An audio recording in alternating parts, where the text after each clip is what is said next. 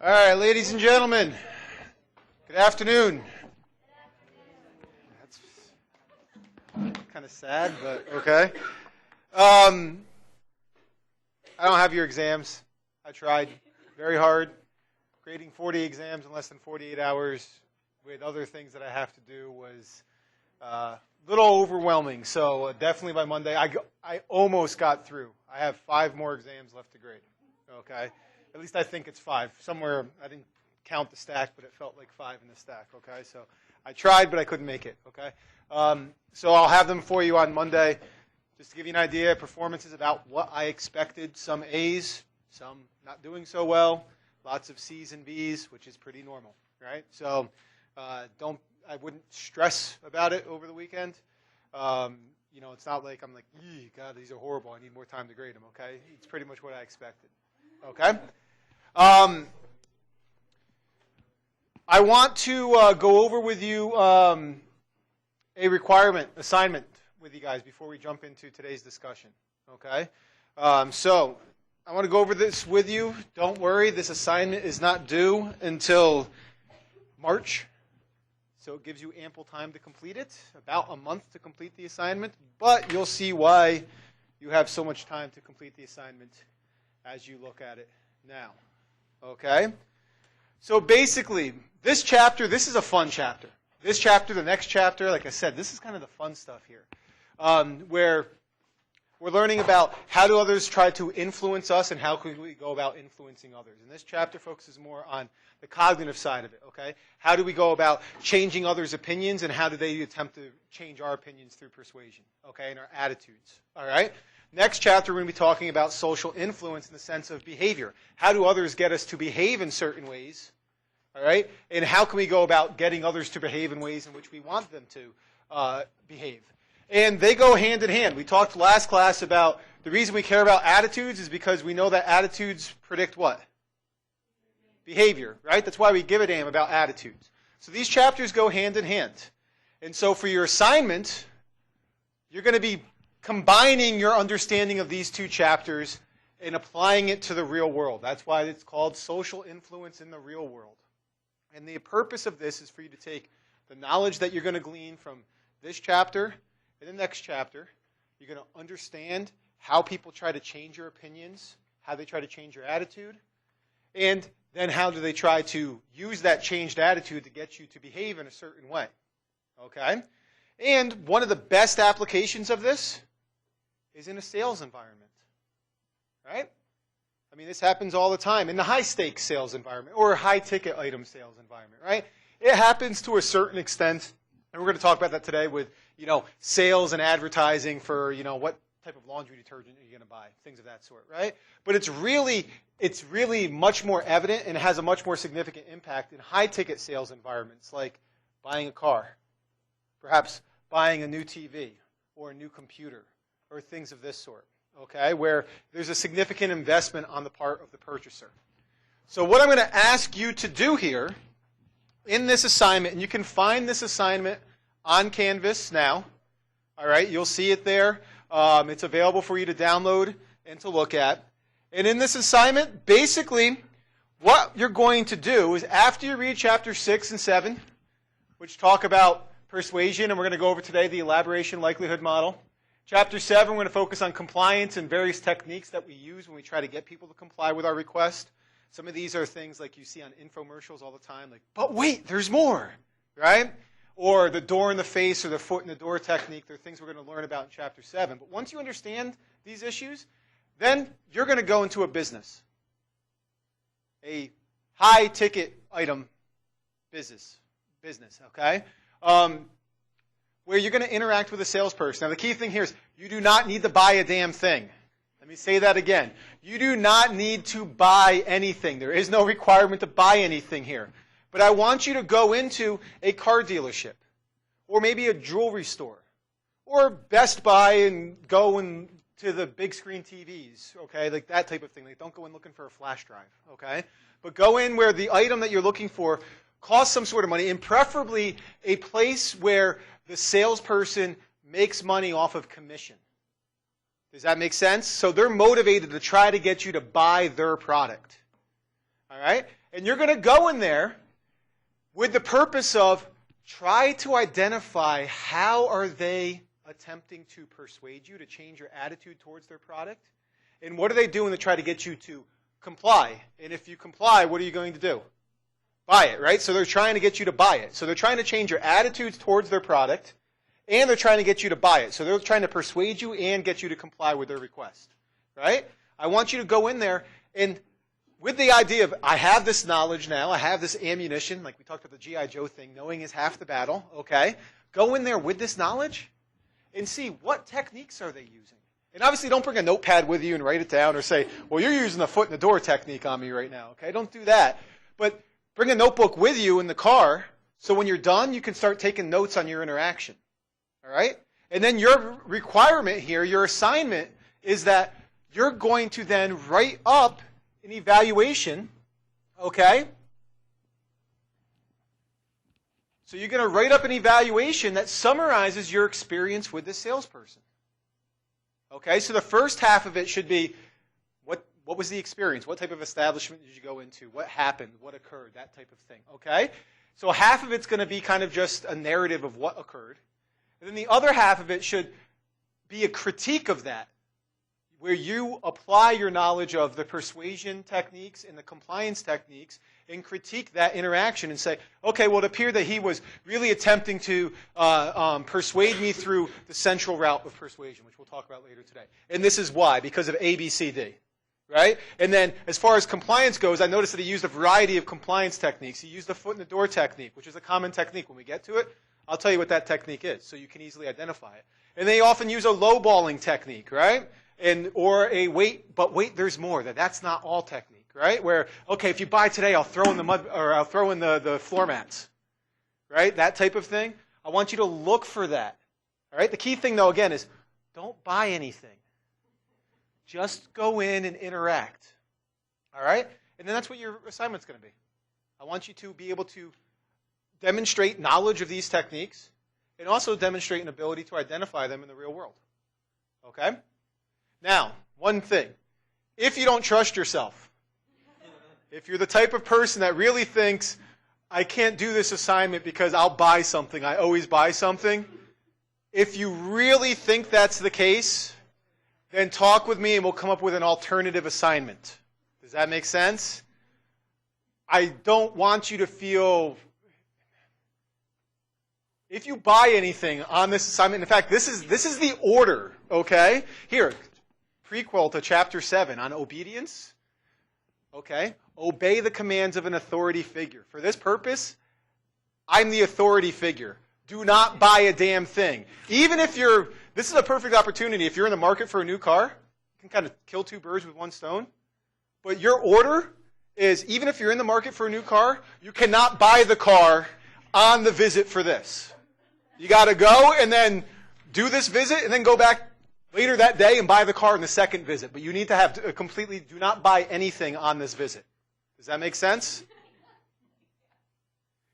I have to say this because there's some faculty found out that I make you do this, and there was some concerns about, well, what if they buy something and it's a product of the influence that was caused by your class assignment, And so I need to be explicit. Don't buy a damn thing. Okay? But this is a pretty fun assignment, right? I think you're going to learn a lot about how people are trying to manipulate you without you even realizing it. And the benefit of it is that now you know it. So when you do go car shopping, which we'll all do at some point in the future, you'll be resistant to it. And you won't have that buyer's remorse of where you buy something you say, damn, I shouldn't have bought it, but they tricked me. Okay? That's the beauty of it. All right? Now, if you're in sales, I know it kind of sucks because you're like, well, I'm going in and I'm wasting this person's time when they could be making a commission and all that stuff. You know what? Screw it. I sold cars for a while in New York. That's how I know a lot of these techniques, okay? I sold it. I know it sucks, but frankly, screw them. We're all scumbags anyway, right? Car salesmen are scumbags. So. Yeah, of course. Yeah, do whatever you have to do. But I want you to try to pay attention. And we're gonna talk about these issues as we go through. So I wouldn't recommend going out tomorrow and doing this assignment, like during your interaction. Wait until we discuss in class what these techniques are so it's easier for you to identify them while you're there. Okay? But that's also why you have until March 4th to turn this assignment in. Okay? There's requirements here, 2 to 3 double-spaced pages, 12-point font, margins 1 inch. Just follow the requirements on this, and everything will be uploaded through Canvas. I never want you to turn in a printed or a hard copy of any assignment here. Okay, unless it explicitly asks for it in instructions. But the default is upload everything electronically through Canvas. Okay? Any questions on this? No? We'll talk about it more as we go through the next couple weeks, okay? Good opportunity might be going like President's Day sales, right? Got President's Day weekend coming up where there's a lot of sales and everything like that. That might be a good chance of going in and doing it at that time. And plus, by then, we'll have covered a lot of this information already. Okay. We doing okay? Yeah? What's that? This coming Monday? Yes. The following Monday, no. The 18th, no. The 11th, yes. Okay. So, we're done with that there. Let's move on to continuing our discussion of attitudes. Yes. When you grade our exams, even if it's not Monday, are you going to post them to Canvas before we get them back? Yeah, of course. Yeah, as soon as they're done graded and I have everybody's grades done, I post everybody's grades as soon as they're done. So they'll probably actually be up before the weekend. Of course, I probably shouldn't have said that, but I hope that they'll be up before the weekend, okay? All right, so today, we're going to move into talking about persuasion, and we're going to focus on today persuasion through communication, all right? This chapter kind of breaks things, and when I say persuasion, what do I mean? Changing someone's attitude, right? Okay, that's what we mean by persuasion. And there's 2 ways in which we can be persuaded. Do you guys know how we can be persuaded?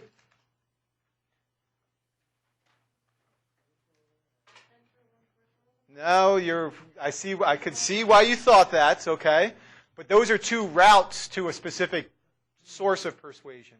Let's think about this. There was 2 general categories for sources of self-concept, right? There was 5, but we kind of talked about they could come from 2 sources, right? Understanding who we are can come from basically 2 sources. What are they? Self and others, right? Okay? The individual and others, right? So what do you think might be 2 sources of persuasion? Self and others, right? We can be persuaded by others, and that's what we'll talk about here first today. How do others attempt to persuade us? But can't we also be persuaded by ourselves? Right? So that's what the other thing that we're going to talk about. Hopefully start today, and then we'll finish up on Monday, okay? So one is persuasion through communication, and communication necessarily means interaction with whom? Other people, right? Okay, and that's the first thing we'll talk about. Then after that, we'll talk about persuasion through our own behavior. How we perform or we behave a certain way, and that actually gets us to change our attitudes of what we think and how we feel about something. Okay? So that's what we're going to focus on today to start with persuasion through communication.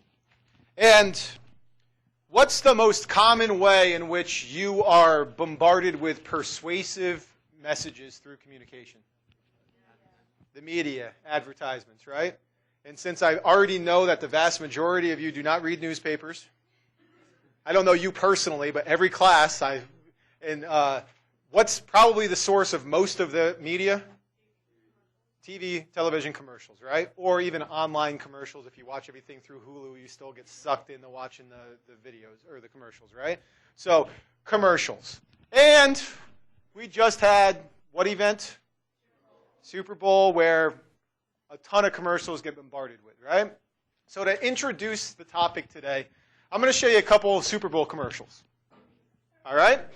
And the idea with these, frankly, I don't really have I tried to find like some of the best. I wasted like an hour today looking for the best commercials to drive the points home, and I realized I should have just picked the first 2 that I found, okay?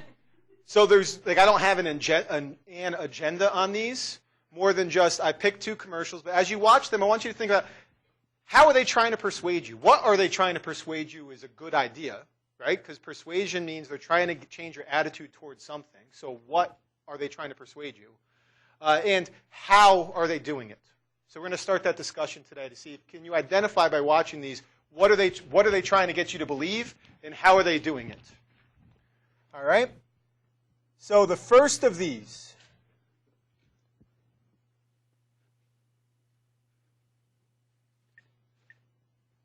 Make sure I got the volume up. Okay. So here's the first of these. While spry and agile, the young gazelle is no match for the raw speed of the magnificent cheetah. However, outfit a human with a pair of Skechers Go Run 2 running shoes, and you never know what might happen.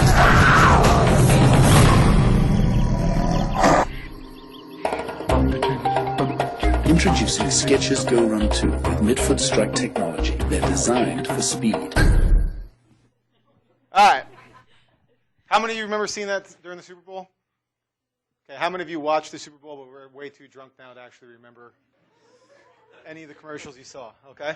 What's your reaction to that commercial? A, do you like it or not like it? How many like it?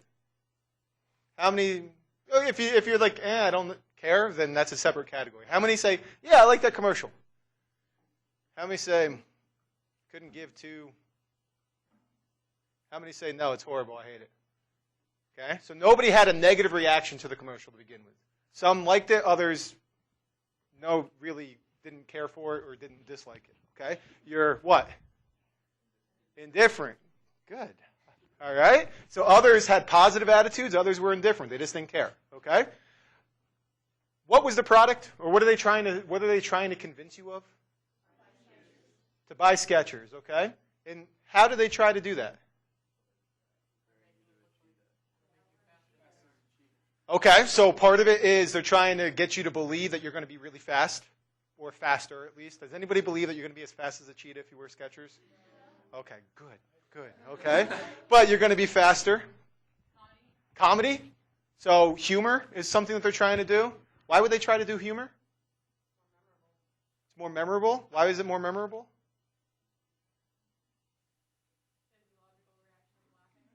Okay. Well, maybe it's more memorable.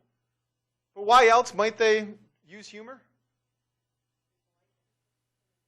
Puts you in a good mood, and if you're in a good mood, what? You want to buy stuff. And if you're in a good mood because you're watching Skechers, maybe you like Skechers.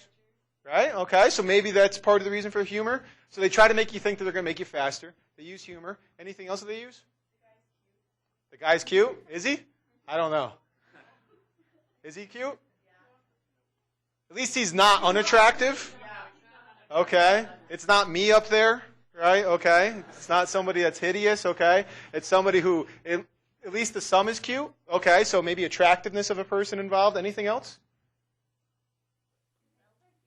Gazelles are cute, so maybe choosing cute animals. Saving a defenseless animal. Okay. He's a hero, so maybe you can be a hero too if you wear Skechers. Anything else?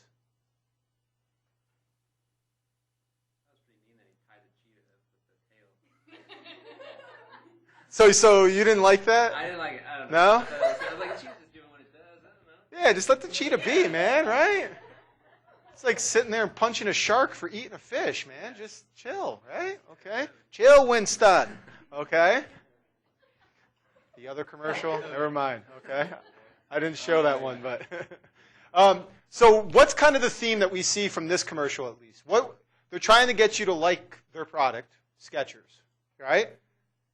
With the hopes that if you like Skechers, you're going to want to buy them, right?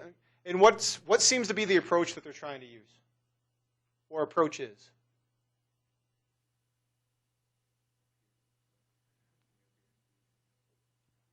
So trying to get you to identify with a person to make you feel like this can give you some sort of ability that you don't have, or at least maximize your ability. Is that kind of what you're getting at? Okay, so you could be faster, or you could be a hero. All right? And so that was one theme that came up. What's another theme that came up from it? Yeah.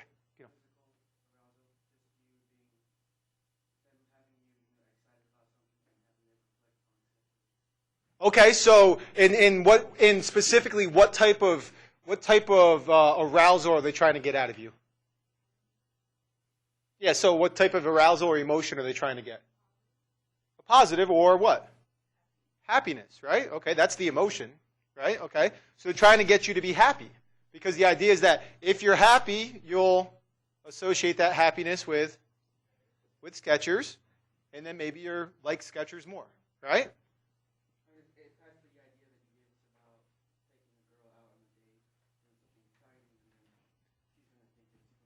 Exactly, right? Okay, we're going to talk about that when we get to the chapter on relationships, right? I hope you used that already, okay?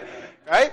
But it's that physiological arousal, right? And then you search the environment for what's causing the arousal, and maybe you're going to say, oh, it's Skechers. I like Skechers. They're pretty funny. They're pretty cool. And even if you say it's because the commercial's funny, you still say, the people at Skechers, though, they came up with that commercial, so they're pretty funny, so Skechers is still cool, right? So it seems like positive emotion, happiness, is one of the things that they shoot for.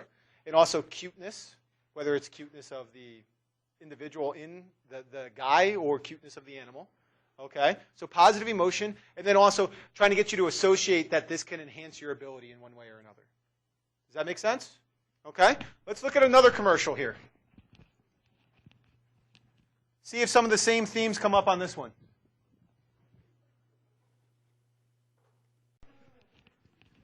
So, I don't know if they had to or if he just wanted to, okay?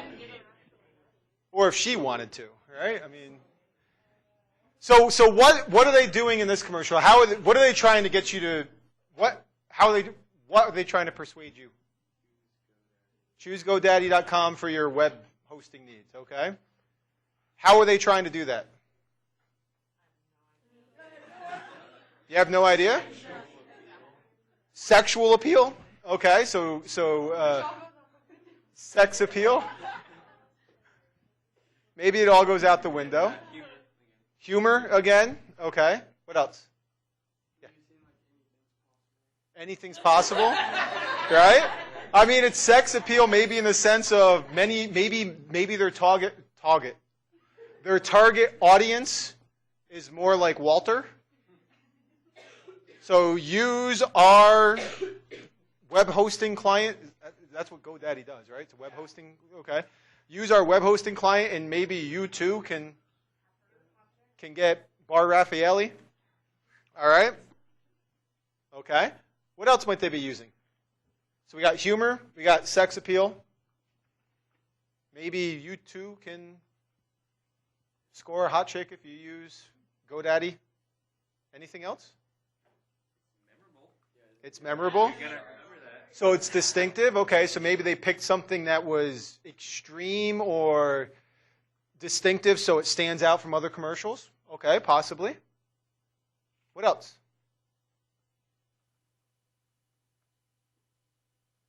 Was there any content in it that made an attempt to persuade you?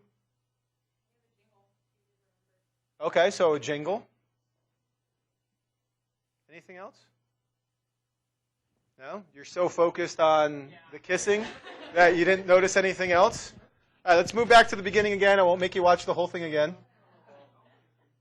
To GoDaddy. There's the sexy side represented by Bar Raffaelli, and the smart side that creates a killer website for your small business represented by Walter. Together, they're perfect.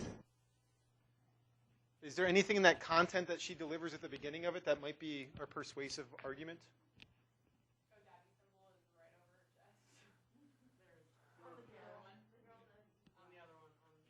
Oh, Danica Patrick? Okay. But that's not the content of her message. Well, is she saying that people like Walter can make great websites, or what is she suggesting?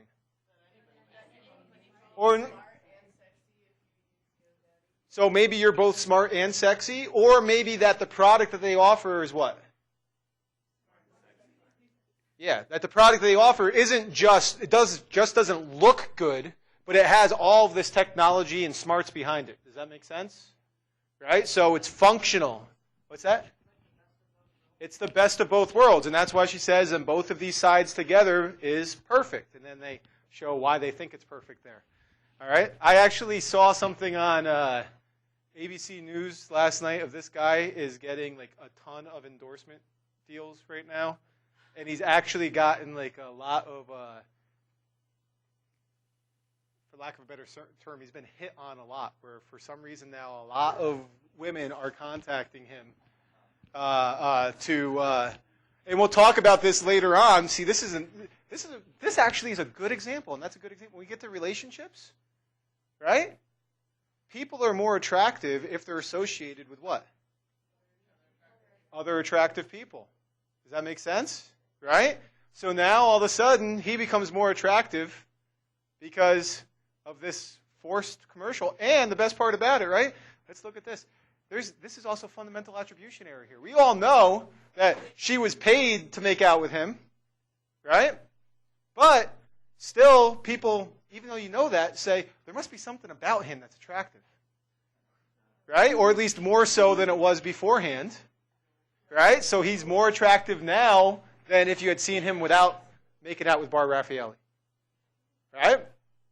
Isn't that cool? I mean, all this stuff comes together, right? So guys, make out with the hot chicks. You'll make out, and ladies too, if that's your thing, okay? All right, so we want to move in here and excuse me. Wow. Okay. We want to move forward here and talk about persuasion by communication, but let's rehash that and why I showed those two videos. So it seems like, at least during the Super Bowl, okay, they made efforts to try to persuade you using what? Humor was one thing. What else? Sex or attractiveness, right? You can argue the merits on that, but maybe the actor in the first one was cute, right? Okay. Bar Raffaelli is, in case you didn't realize it, an attractive woman, okay? Walter is pretty studly himself, okay? So attractiveness, humor, what else?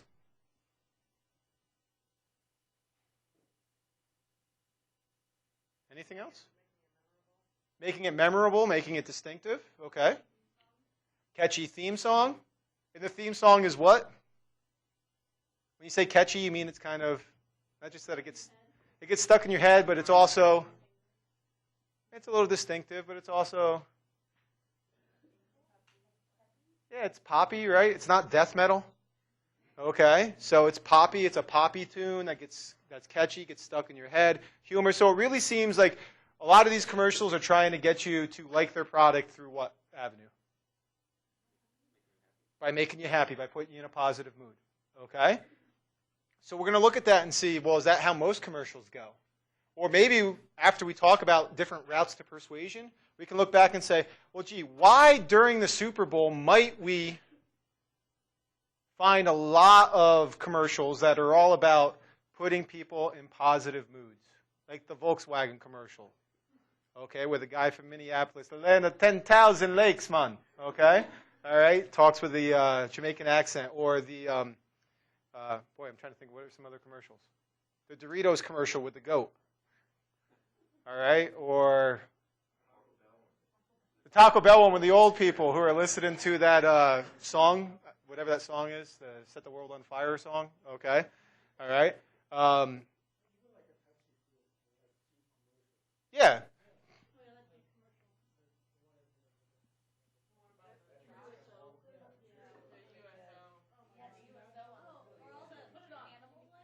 I don't remember the USO one. It was a Jeep commercial for those who serve, but it was USO and Jeep. Oh, okay. I don't remember that one. I know that they had the farmer one for Dodge Ram, and it was really long, so I turned it off, which is a good thing. I ignored it. Well, partially I ignored it because I had a 3-year-old and a 1-year-old running around my house, and I was the only one home because my wife was working. So I didn't have the attention span to pay attention to a 2-minute-long commercial that didn't have anything catchy for a 3-year-old to pay attention to. Okay? And then there was also like the Budweiser horse one. Right? What the hell do horses have to do with beer? Okay? But they're picked for a reason. So let's look at different routes to persuasion and then try to identify why might some be tailored towards the Super Bowl audience more so than others. Okay? So, when it comes to persuasion by communication. Here, true or false. Let's try this one. Okay? In reacting to persuasive communications, people are influenced more by superficial images than by logical arguments. How many say true? That we care about the superficial more than the logical argument. How many say false? The logical argument wins out. So the vast majority of you think true, and the answer, drum roll. There we go. I like you guys. False. Let's see why. All right. People are smarter than you think, right? So, and the reason for this is because of something called the Elaboration Likelihood Model, the ELM. This is a model of persuasion that was developed by a couple guys named Petty and Cacioppo.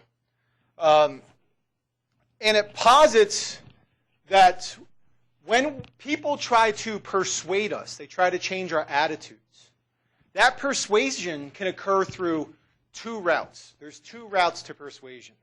Okay? And these routes are the central route and the peripheral route.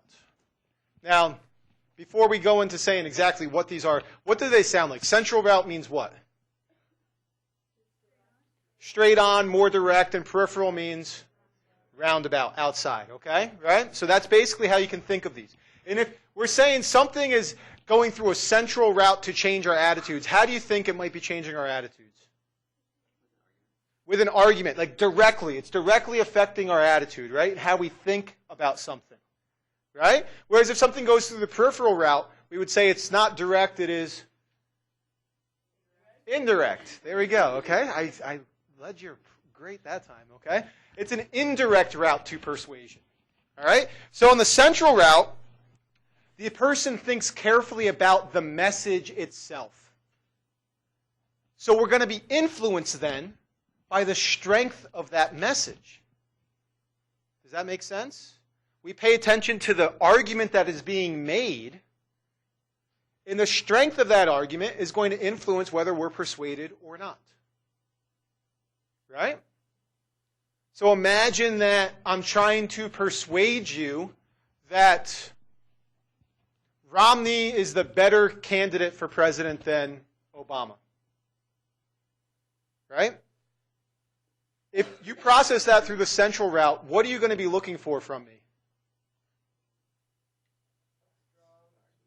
A strong argument that might explain why Romney is better in regards to foreign policy, why he's better in regards to domestic policy, why he might be better for our economy, and so on, right? You're focusing on the argument itself. Does that make sense? Right? Whereas the peripheral route argues that we're not focused directly, we're not focused directly on the message. Rather, we're persuaded indirectly through what? These other what? Superficial cues, right? So we don't think about the content of the message, okay? We don't think about the content of the message. We think about these superficial cues. And what might be a superficial cue? How attractive the person is that's delivering the message. What else? How well-versed they are, right? How easy is it for them to deliver the message? Okay, so it's not really the content of the message, it's just the superficial qualities of the message, right? What else? How likable they are, which could be related to attractiveness, but not necessarily. What else? Exactly, okay, so maybe if they're famous, that might influence likability, right? Okay, yeah. Okay, yeah, tit for tat. What are you going to do for me? Maybe I'll do for you if you do for me. Okay, what else? Anything else? Yeah, Cody. Oh, okay. Age, gender, ethnicity, and more specifically, age, gender, and ethnicity in relation to what? Yourself. So if they are different age, gender, and ethnicity? So less influenced. Okay, so that means more similarity, right? Anything else?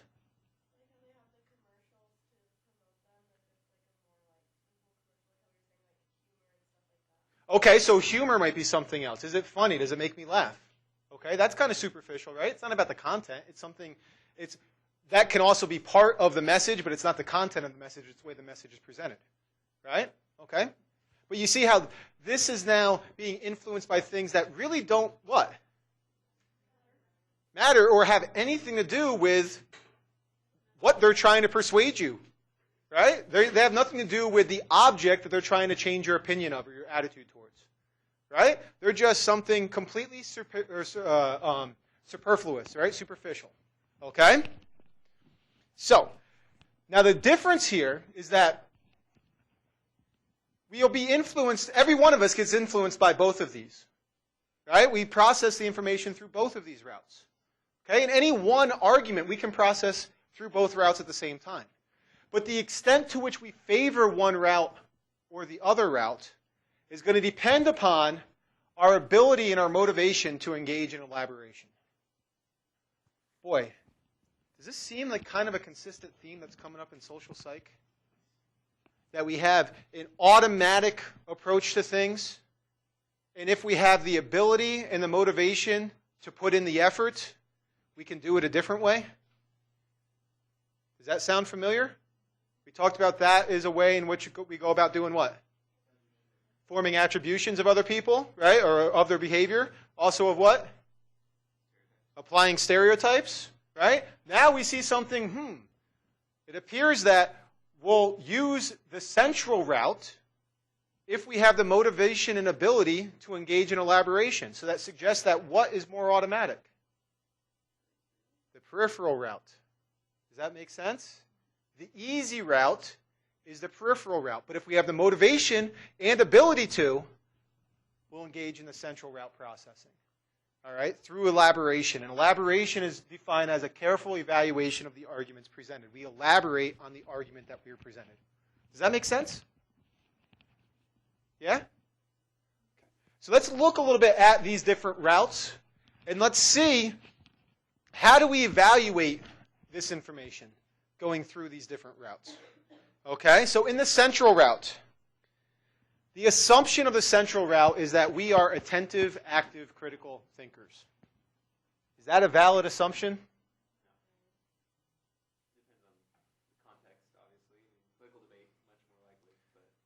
So it's going to depend on the context, right? And that context is going to influence our... Think back to the last slide. And that context is going to influence our... No, not attitude. Our motivation and our ability to engage in this type of processing, right? And we're going to talk about that in a second, how context might differ. Maybe a political context, right? Maybe I am more likely to engage in central route processing. Why? Because it matters to you. You're motivated, maybe. Or you could be like my wife, who picks the person with the longer name. I don't know if that's what she does, but she doesn't care about politics at all, okay? But for many people, maybe they're motivated to, so they're going to be more likely to use the central route, where they're going to be attentive, active, critical, and thoughtful of the argument. Does that make sense? Right? Now, we know that this assumption is only correct some of the time. Right? We're not always critical thinkers, are we? We're going to see some individual differences where some of us are more so than others. We tend to be critical thinkers more commonly than others, but we're not always critical thinkers. And why is that? Because we're cognitive misers, right? Okay. Critical thinking requires what? Effort, energy. We don't want to do it all the time. Even those of us that like doing it don't want to do it all the time, right? So sometimes we're not going to be able to engage in this, all right? However, when we do that, when we engage in that critical thinking, that elaboration, all right? The message's persuasiveness is going to be determined by the strength, by its content. Okay?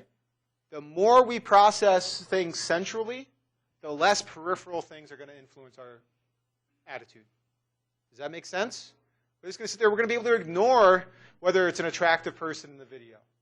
Right? If I really care, all right, if I really care about web domain hosting, all right? It doesn't matter if it's Bar Raffaelli or Danica Patrick or whatever they're trying to do in the commercial, right?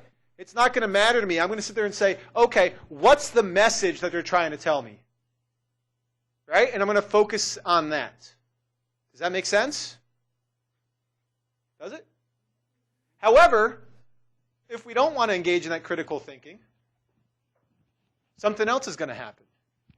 And what is that something else? There you go. The peripheral route processing. Okay, and we'll talk about that in the next slide.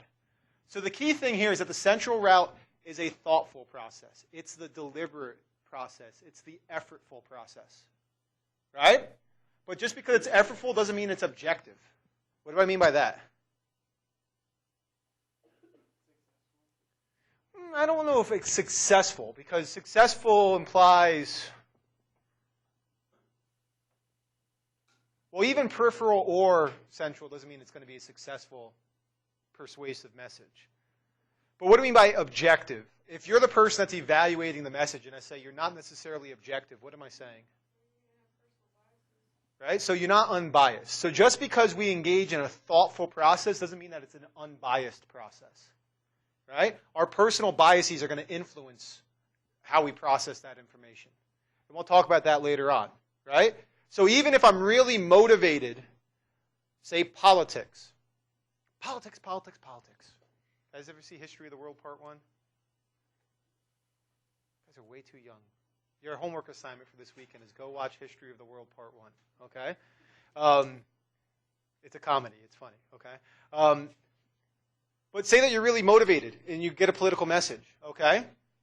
Two people who are really motivated receiving the same political message aren't necessarily going to process it the same way because their biases are going to come to play. If I have a Democrat in the room and a Tea Partyist in the room, both watching the same political message, can we argue that they're both motivated to engage in central route processing? Okay. Are they both going to be affected the same way by that message? Why not? Because their biases are going to come into play. Their pre-existing beliefs and notions. That's what this is saying. Just because it's an effortful, thoughtful process doesn't mean it's an objective process. Your biases are going to influence that. Now the peripheral route, what is this one? The central route is effortful, thoughtful. The peripheral route is automatic, doesn't require much effort on your part, right?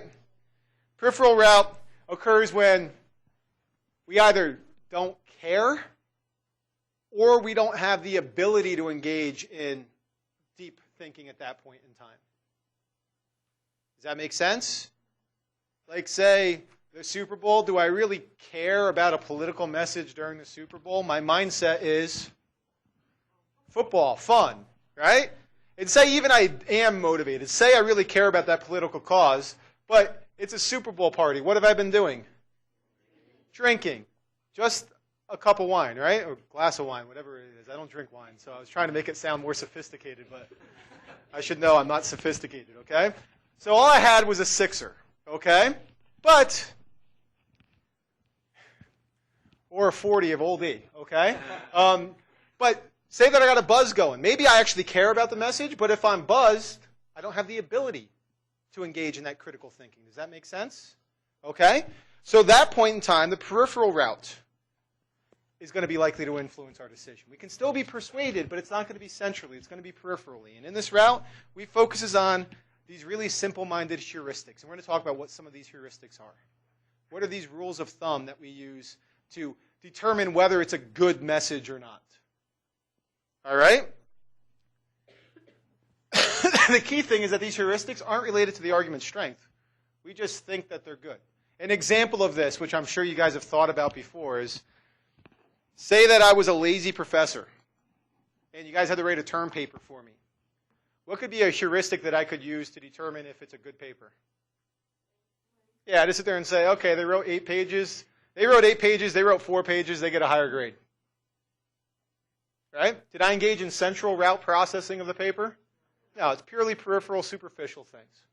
Right? I'm sure you may have thought you had some professors that have done that in the past. Okay? One thing that I used to do, which pissed off professors, so you shouldn't do it with me, is I would write like a sentence in the middle of the paper that says, and you're not even reading this, are you? To see if they would note it as they were going through and grading my paper. Don't do it with me, though. I do read everything, okay, but it was one of those things of I pissed off a couple professors, okay? All right? But we'll focus on these other things that aren't related, like source characteristics, like, say, how attractive they are, right? Peripheral message characteristics that aren't related to the message strength, but say things like, how humorous is it? How long is it? Right? Or maybe some audience characteristics. So who's the audience? You, exactly, right? The consumer. So maybe at that point in time we're going to be influenced by something about yourself. That might make you likely to be influenced by this. Does that make sense? So we're going to talk about some of these things here. We're going to talk about what are some source characteristics that we'll use, what are some peripheral message characteristics, and what are some audience characteristics that will influence the likelihood of being persuaded through the peripheral route. Okay?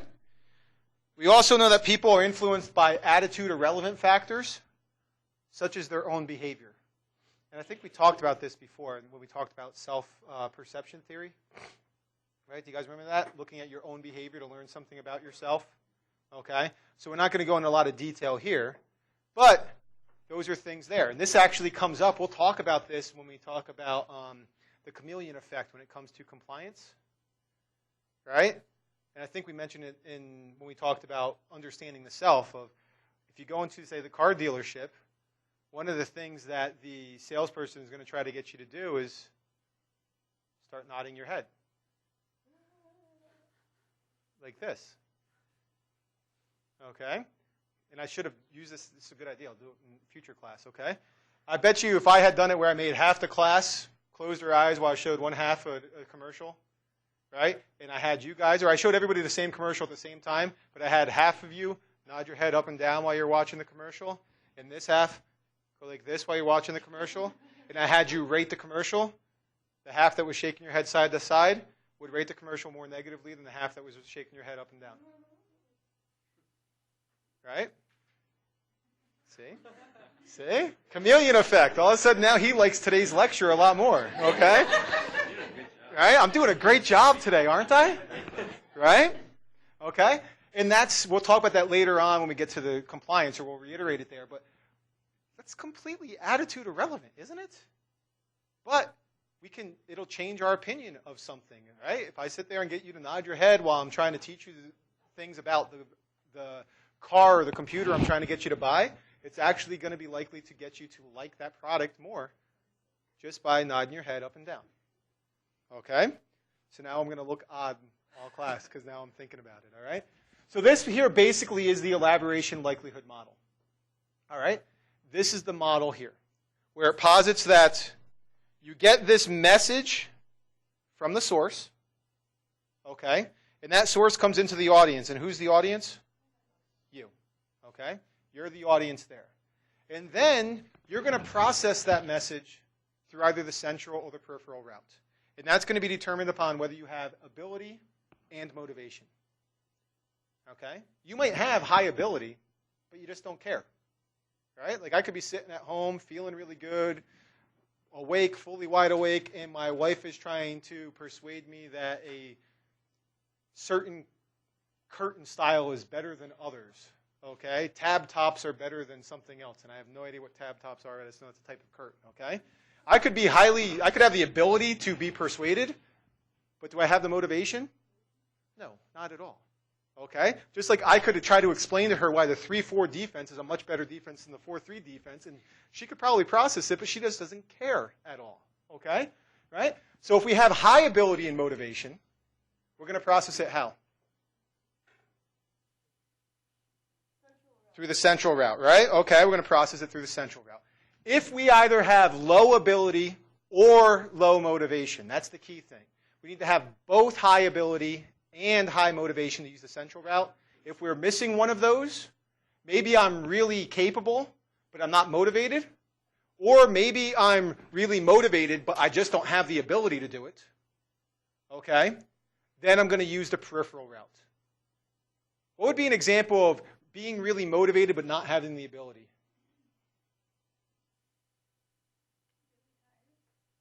Okay, maybe you're really tired. That could be it. Yeah. Maybe it's just too complex material, right? Like you really are motivated to process it, but it's just way too complex and you can't understand it. Well, would that change your attitude? I don't know who said it, so okay. You're really, really motivated to do something, but you don't have the money to do it. But this is attitudes, right? Attitude is what? Not a behavior, right? So would money affect your attitude? It might affect your ability to perform the behavior, but it's not necessarily going to affect your attitude, right? Or let's say that you're really motivated to do it, but it's in German, right? You want to process the message, but you can't understand the language, okay? Those are going to be examples of that there. All right, so let's take a first look at this here. All right, so this is a little bit old. I tried to find some good ones with like somebody contemporary, but I realized I don't know. I don't watch enough of this stuff, okay? I need to start watching more E or things of that sort. Which Tiger story? A couple years ago. You guys remember what happened to, you know Tiger Woods, right? Okay, good. A couple years ago, what happened to Tiger? Yeah, Tiger ended up getting caught with his paws and on many women, okay? All right, which Tiger story, just looking at these two things, which Tiger story were you more likely to believe? Were you more likely to believe this one? We'll call this number 1 or number 2. How many say number 2? How many say number 1? How many say equally likely? Okay? The majority of you favored the second one. Why? Why is it more believable? So is that simply it? Yeah? Mickey Mouse? I didn't see that over there. I was so focused on the tiger thing, I didn't even pay attention to that. Wow, Disney World is a hotbed for sex and drugs. You know, I wish we had known about that when we had Claire Barrett here, right? Because she worked at Disney World, didn't she? We could have asked her about employee relations there, right? Damn, I wish I had known that now. It would have been funny. All right? So, is it anything about the stories that they're telling you? No. It's all about what? The credibility of the source, right? And which source is more credible? The New York Post. I mean, it is a kind of a tabloid newspaper for those that don't know the New York Post, okay? But you all know that the Inquirer is what? Is an extreme tabloid newspaper, right? Okay? So it wasn't about the content of the message. It was rather what? The source, and so you processed it likely through what? The peripheral route, right? It wasn't anything about the quality of the message that they argued, because you didn't even read the message.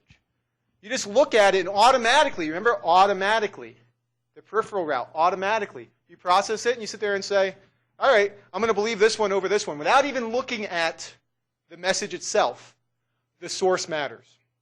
And what's the issue with this source? What's the problem with the Inquirer? There's no credibility. So credibility matters.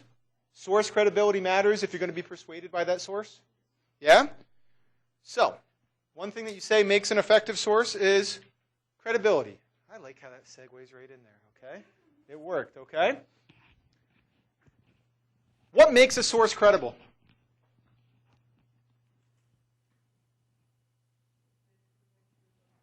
Okay, so it's been proven true before, so it shows that it is what? Reliable. Okay, so it could be trustworthy. Incompetence. Expertise. I like how you guys are just reading out of the book, right? That's excellent. It demonstrates things, okay? Right? It needs to be, we need to have two characteristics, competence and expertise, right? And trustworthiness. All right? What is a competent individual or an expert individual? They know it, right? So they have to have knowledge, right? So the first thing that makes the source credible is that they have some sort of content knowledge in the area. Does that make sense? But just because somebody has content knowledge, do we think that they're credible? No? Why not?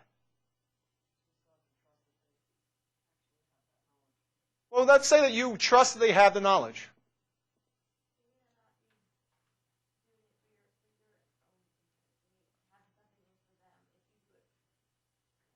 Okay, so it might not be that whether you trust that they have the knowledge. Say that you make the decision, the assessment that this person is knowledgeable. Does that mean that you're going to find them to be a credible source? No? And it's because why?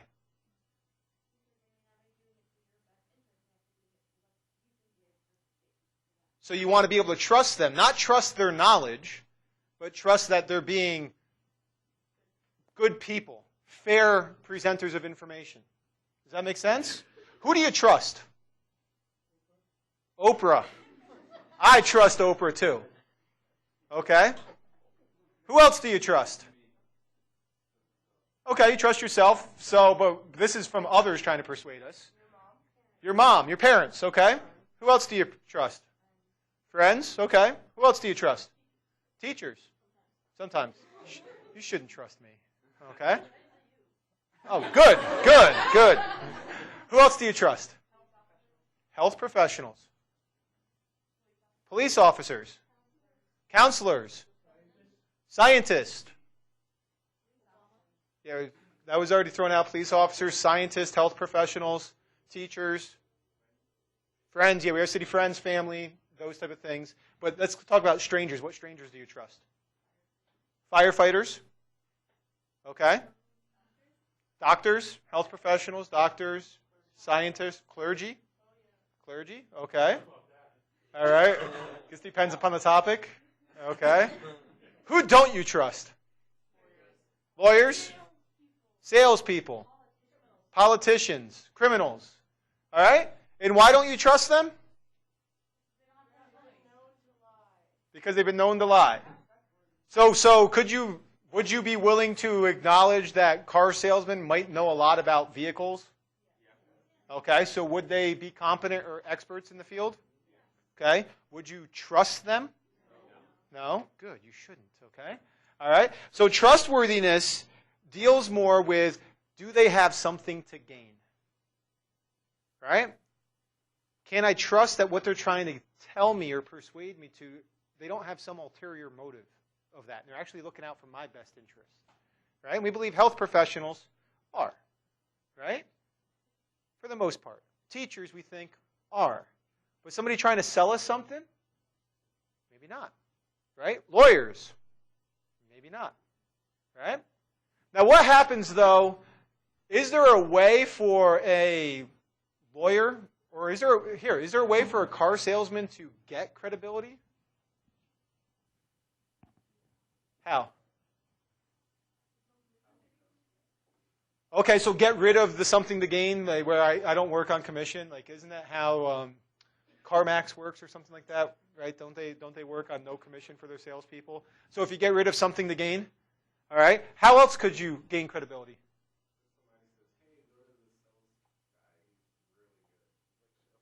Okay, so a referral, maybe. So if you trust others that then say this is a good person, so maybe that's a way that they can gain credibility.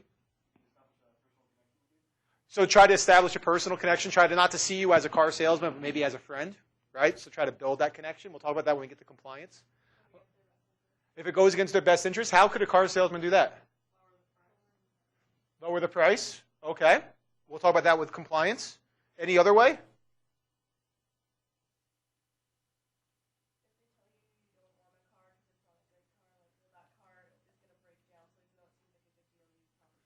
So they try to convince you not to buy something that they're selling? Does that go against their best interest? You know what? You're right. You shouldn't buy the car today. You're sitting here and you're saying that it's between the, I always do the same ones because these are what I sold. You're saying it's between the Honda Civic and the Toyota Corolla.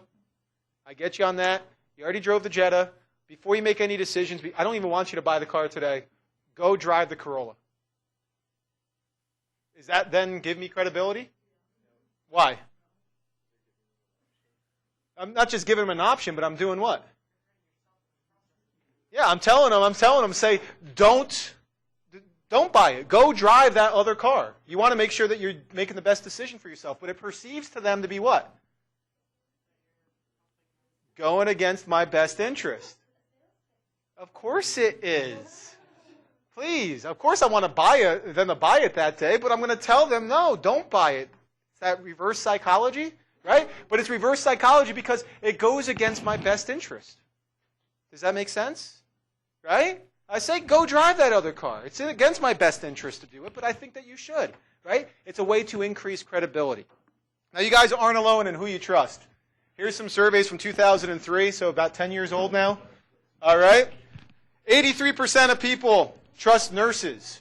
68% trust doctors, pharmacists. So you can see right at the top here is what? Health professionals, right at the top. Then let's look. Oh, teachers. police officers, clergy. All that we said were pretty good. But then who's at the bottom? Car salesmen, lawyers, any other type of salesman, right? They're at the bottom, 7% for car salesmen. That's so sad. That is so low, right? It's crazy, but okay. But this is, your perceptions are right on. And a lot of it is this issue of affects the credibility of that source, right? Because they all have something to gain, do they not? Right? And that's the perception. Whereas up here, you don't really see them as having something personal to gain. Now, they might, right? Especially doctors. Doctors, you guys know like the evil world of pharmacy sales reps and doctors, right? And that if a doctor prescribes a certain medication, they can get like free trips to Cabo and things of that sort, right? Did you guys know that? Okay, good. All right. What's that?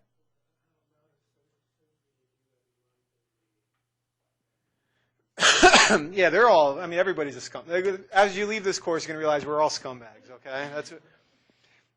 Okay, so credibility matters, right? So credibility matters. And in order for a source to be credible, they need to be what? Nope. Trustworthy and competent, or have expertise. Competence, expertise means kind of the same thing. That affects the first way on which we evaluate a source, okay? How else, though?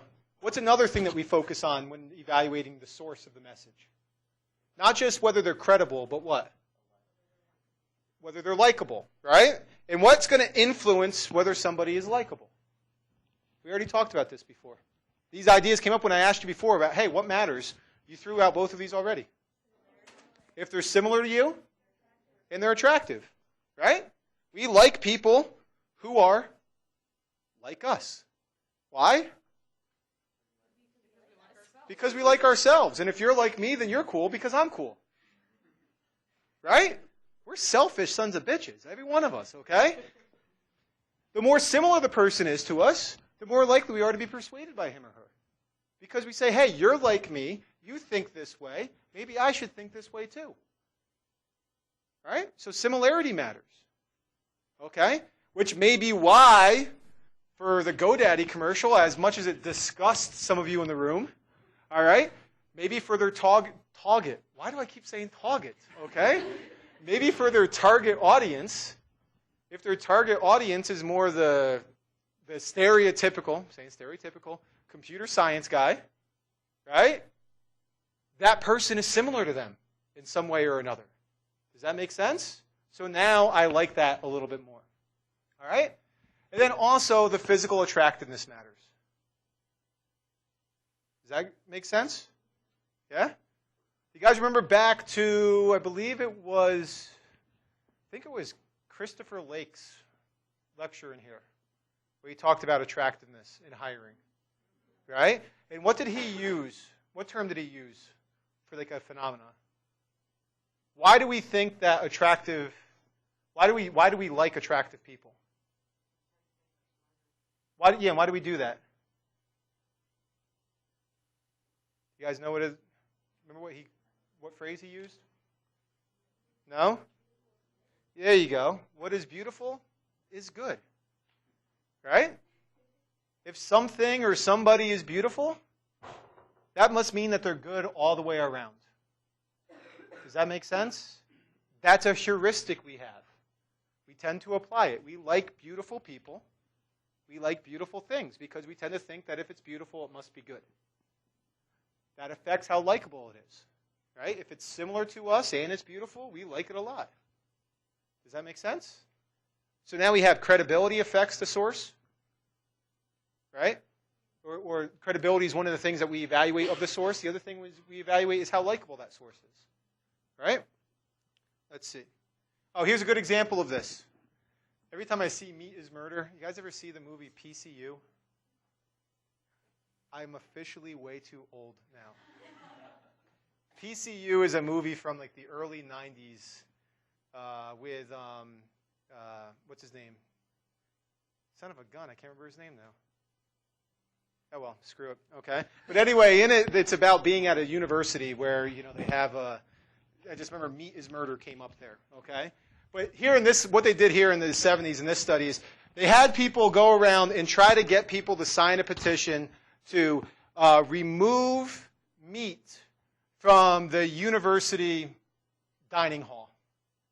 So basically, sign a petition to say that the dining hall needs to go vegetarian. All right? That's what they wanted to get people to do. But they manipulated it, where half the time the person that was asking for the petition was, or asking them to sign the petition, was what? Unattractive. And the other half of the time, the person looked like me. Okay? Completely beautiful. Flawless. Okay? And what they found was that the attractiveness of the person asking influenced the likelihood the person would actually sign the petition. Right? That, hey, if an attractive person says that this is a good idea, what do I think? It must be a good idea as well. All right? Yeah. Did the people know that they were in the unattractive or attractive group? I don't know. I've seen this. This type of research has been done a lot of times, when we get to, we'll talk later when we talk about attractiveness. I have some funny stories about when I was in grad school of doing. One of the researchers where I went to grad school did sexual arousal research, and not just like self-reported sexual arousal. Like, you know that there's instruments that can be hooked up to your genitalia that can measure sexual arousal. So imagine being an RA for this person that had to set up the equipment, so to speak. Now, luckily, I was not his RA, but one of my fellow grad students was that happened to be a 54-year-old guy. And a lot of the work that this guy did was not just on sexual arousal, but it was also on sexual arousal to heterosexual and homosexual pornography.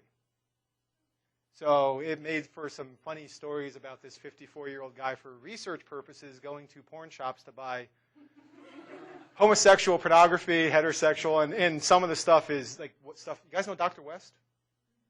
Some of you do? If you don't know Dr. West, just go see her office. Just knock on the door, try to go in her office. See, those that know Dr. West teaches courses here on human sexuality and sexual deviance. Imagine what's in her office. Inflatable sheep. Okay? One thing. But anyway, so when you do this research, yes, sometimes the person does know that they're deemed the unattractive person. Other times that you don't know until afterwards. You'll pick people identifying them that they are or they aren't, but you don't tell them that until afterwards. All right? You've got to have a thick skin to work in this field. Okay? Okay. Let me see here. Okay. So my question for you before we move into the next thing, and then we'll take a break. Is the source more important than the message itself? It depends. I hate the it depends argument. It's so horrible. What do you think? Are you more likely to be influenced? Okay, let's assume that a lot of time we say yes, it depends is going to be a correct answer. Okay? Are you more likely to be influenced by the source or the message?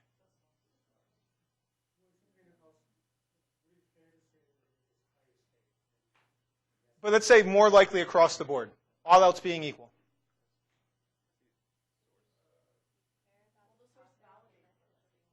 Of course, but that's the it depends argument. Let's just say across the board. Regardless of how much you care, how little you care, how do you think? Is the source more important than the message? How many say message? How many say source? How many say I want to take a break right now? Okay. What we tend to find is, of course, it depends. All right? It depends on how relevant it is. I like to ask these things that make you frustrated, okay? Because when you're frustrated, then you process more deeply, okay? How personally relevant the message is, all right? When the topic's important, the source doesn't matter much. We've already talked about this, right? And when the topic doesn't matter, then we take the source at face value, right?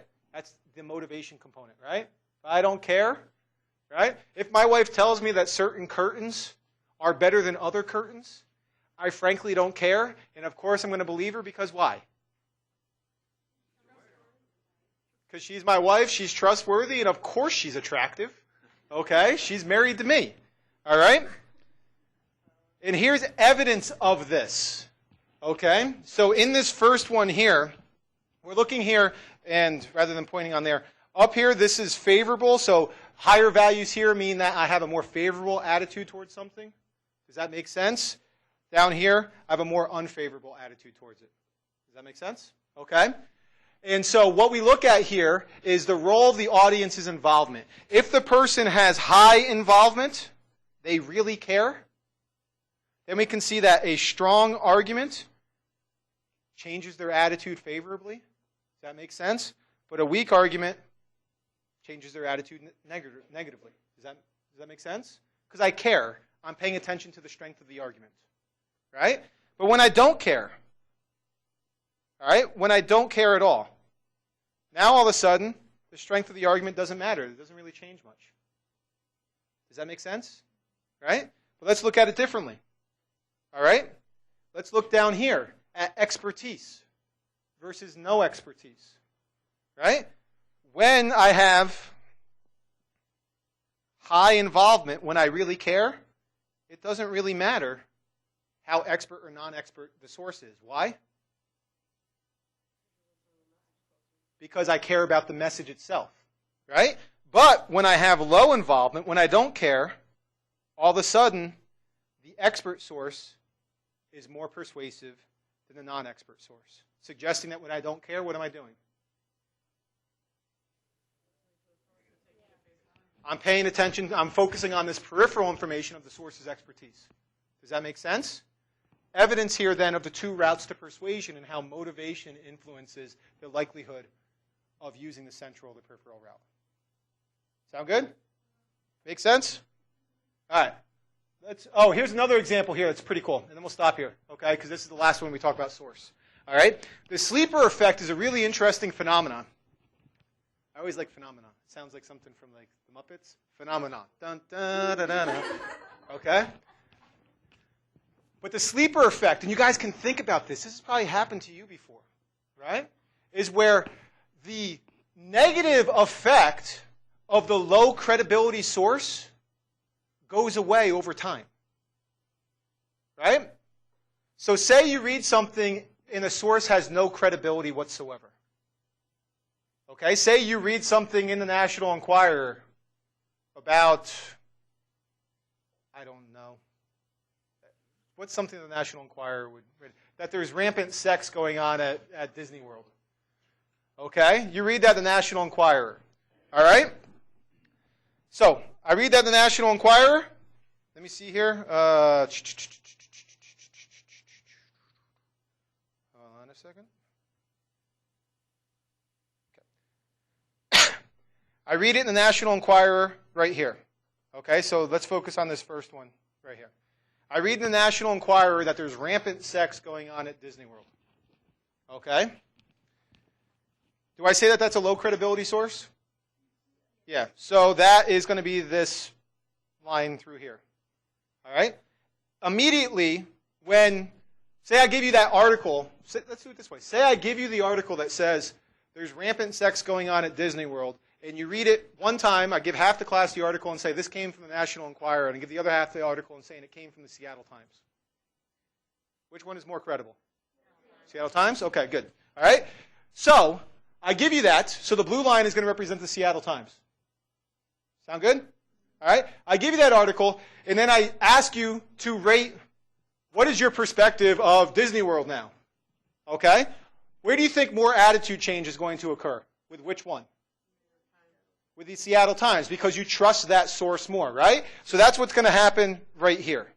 Immediately, I think the Seattle Times is more believable than the National Enquirer. That is supposed to be an N and an E. Okay? I believe that that's more credible. But let's look what happens over time. Say I bring you in 3 weeks later, and I ask you the same question about, what do you think of Disney World? Right? The effect of credibility of the Seattle Times goes away. Does that make sense? Right? But the other thing is the negative effect of credibility of the National Enquirer also goes away. Why do you think that happens? You distance yourself from the article, but do you still remember that you read that there was a lot of sex going on at Disney World? But what do you forget? where you read it. You forget the source, but you remember the content of the message. You guys ever have that happen before? In cognitive psychology, people that took it with me, what do we call that? Well, yeah, source is part of it. A source monitoring error. Does that make sense? Okay, we forget the source of the information. You guys have probably done it, not even in this example, but you've probably done it before where you're sitting there and you tell a story or you tell a joke to somebody and they say, yeah, I know, I'm the one that told you that. You ever experienced that before? That's this sleeper effect. You remember the content, but you forget the source. So the negative effect of the non-credible source goes away over time because you forget that source and all that remembers is the content of the message. Does that make sense? Also, the positive effect of the credible source goes away over time, and that's why these are close together, because all you remember after 3 weeks is the content of the message, not what the source of that message was. Does that make sense? Now, the difference over here, why this effect remains over here, is because in this condition, immediately before they're asked to rate their evaluation of Disney World, okay, they're reminded of the source of the information. Does that make sense? They're reminded, oh yeah, remember 3 weeks ago you read an article in the Seattle Times? How do you feel about Disney World? Or, hey, remember 3 weeks ago you read an article in National Enquirer? How do you feel about Disney World? So now that effect remains because you're reminded of the source. And now that source credibility can come back and influence your evaluation. Does that make sense? Whereas over here, you forget the source. All that's left is the message content. That's the sleeper effect. Okay? All right, let's finish up with that. Let's take a break. Come back, we're going to focus on the message, and then we're going to look at we're going to watch some, I think, are cool commercials that may freak some of you out. It's going to warp your fragile little minds.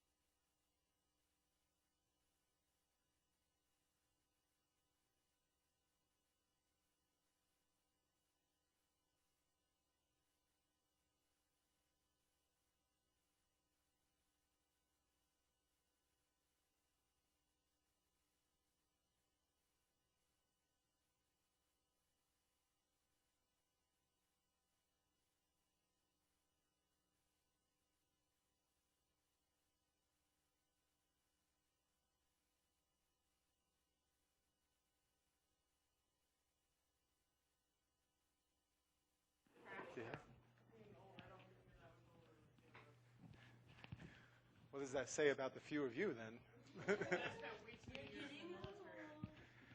Okay, let's move on from here, all right? I want to spend some time going over some message characteristics and some audience characteristics a little bit faster than we did the source stuff, because I also want to get into talking about specific types of appeals and see how effective they are. Have you watch a couple things, show some videos, things of that sort, and try to liven it up a little bit. Isn't this class more fun, though, than the ones in the past? Right? This is more fun, right? Okay? So, the question then becomes of, well, what makes something an effective message? We talked about source characteristics, and the two source characteristics that tend to matter most are, well, competence makes up one of the characteristics. No, those are the routes to persuasion. What are the source characteristics?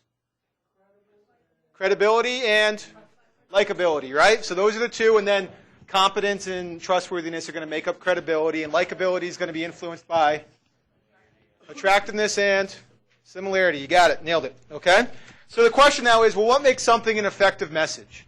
And how should we present the argument to maximize its strength? Not just who should we have present the argument, but how should we present it to maximize its persuasive strength? All right? And the question then comes, well, are longer messages better? Generally speaking. No? You stop paying attention? But if you write a longer paper, isn't it better than a shorter paper? No? So when would a longer message be better? Okay, so maybe when the longer message provides what? More information? Okay. When else might a longer message be better?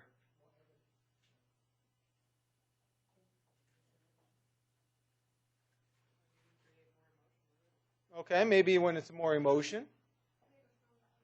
To make a stronger argument, I think that's what was kind of meant by that, okay? Let's think about what are the two routes to persuasion? Peripheral and central. Peripheral means that we focus on what? Superficial things. So when would a longer message be beneficial? What's that? When we don't really care, because if it's longer, what? It must be good. It must have had some good things in it. It was longer, and I don't care, and if I don't care, I didn't do what? I didn't actually pay attention to the message itself. I just heard that you're talking about it for 5 minutes, so you must have made a good argument in 5 minutes. Does that make sense? So one way in which it's going to be better is if we're processing it peripherally. And we find that this is the case. If we get people to process information peripherally, they will tend to rate the longer message as being more persuasive or a better argument than the shorter message. But if we get people to process it centrally, is a longer message better? If we get people to process centrally, what are they actually doing? Focusing on what? On the message, right? So if they're processing it through the central route and they're focusing on the message, is a longer message better? It depends on what? Exactly, right? The longer message is a double-edged sword.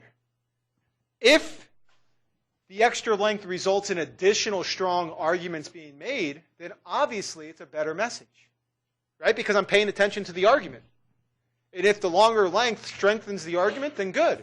But if the longer length just repeats the same arguments over and over again, it actually weakens the argument. Does that make sense? Because it's saying, okay, you're just repeating yourself now. Right? Does that make sense? Is that kind of intuitive? Right? So message length, if you're sitting there saying, I want to try to persuade this person of something, well, the longer the message, the better, provided that the longer message is a stronger argument. Or provided that most people are going to be processing it peripherally. Okay? Here's another question, though. Does presentation order matter? Anybody ever be on debate team? No? None of you were the cool kids in school? Okay, let's flip it around from debate team. All right? You guys are familiar with the legal system, right? Who goes first? Not who's on first. Who goes first in the legal system? Prosecution always goes first. Okay? Prosecution always goes first. Defense always goes last. And both are trying to persuade you as a juror, right? They're trying to change your attitude towards the defendant, and hopefully that attitude is going to then influence your behavior of either voting guilty or not guilty, right? Okay? So, does presentation order matter? Is it better to go first or second? And if it does matter, is there now some unfair advantage to our legal system? All right? But let's answer the first question. Is it better to go first or second, or it doesn't matter? How many say better to go first? How many say better to go last? How many say it doesn't matter? How many say it depends? I hate the it depends argument, right? Okay? But the reality is, going first lets you get the first impression. Going last ensures your message is remembered better. So what we tend to find is, it depends. Okay? What it depends on is it depends on when you're asking for that person to give you their attitude towards the object. Okay? If I present both messages and then there's a delay, and then I ask for your attitude, it's better to have presented the first message because that's better remembered. It's a primacy effect. Does that make sense? Okay?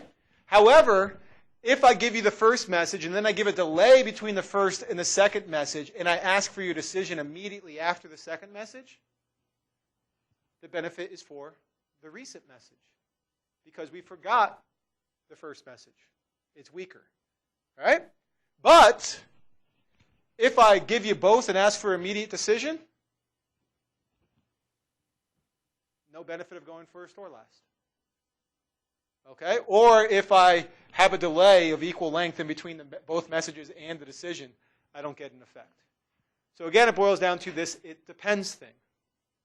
If I sit there and say in a debate, political debate, here you go, okay? We watched, I'm sure some of you watched the debates, the presidential debates, right?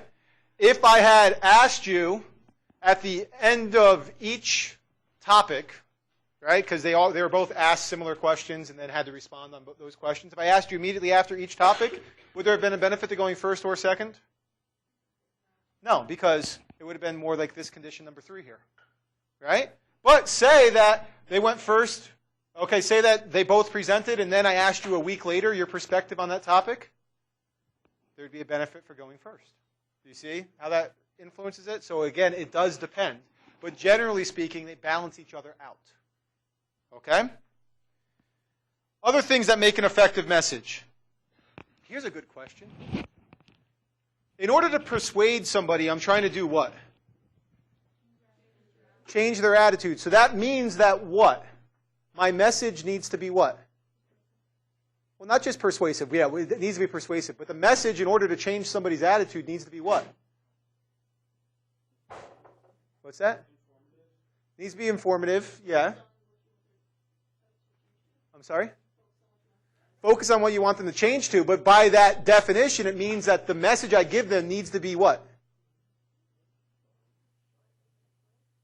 Well, maybe. You're getting at it.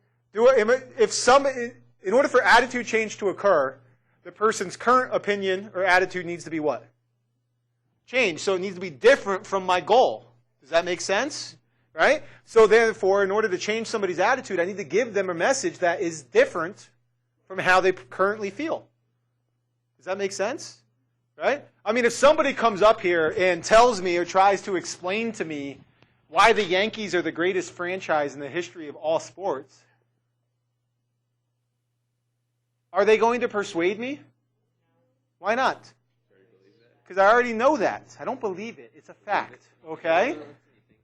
All right? But that's an example, right? It's not discrepant message. It's not going to get any attitude change. Does that make sense? The only way to change an attitude is to provide a message that differs or is discrepant from the person's current perspective. Does that make sense? So the question then is, how different does it need to be? If I only make it a little bit different, can I get attitude change? Well, I might get them to change their attitude, but it's not that significant of a change. Right? Does that make sense? Right? If I sit there, somebody's trying to explain to me why Lou Gehrig is better than Whitey Ford, and they're ranked in the top. Am I saying names that you guys don't know? Okay, let me try to flip something different. If somebody tries to explain to me that, say I rank my top 5 favorite, I can't even do bands, okay? All right, say I do my top 5 favorite bands. Here we go, okay? I'm just going to start pulling out bands. My top 5 list of favorite bands. Number 1 is going to be Aqua, okay? Number 2, going to be the Bee Gees, all right? Number 3 is going to be Selena Gomez. Okay, she's just so cute, okay? Number 4 is going to be Britney Spears, and number 5 is going to be Lady Gaga. I'm a cool person, okay? All right? So somebody says, I like that, except, you know what? I think that Lady Gaga is number 4 and Britney Spears is number 5. All right? They might get me to change my attitude, right? But is that really a strong discrepant? It's not a strong change, right? Okay, so I rearranged. Still, my 1, 2, 3 are the same. I just flipped 4 and 5. Does that make sense? Right? So I could get attitude change with a message that doesn't differ much from the person's current view, but it's not going to be that strong of a change. So what do I want to do? I want to do what? I want to get them to change their attitude as much as I can to make it as favorable as possible to my perspective, right? But can I go too far?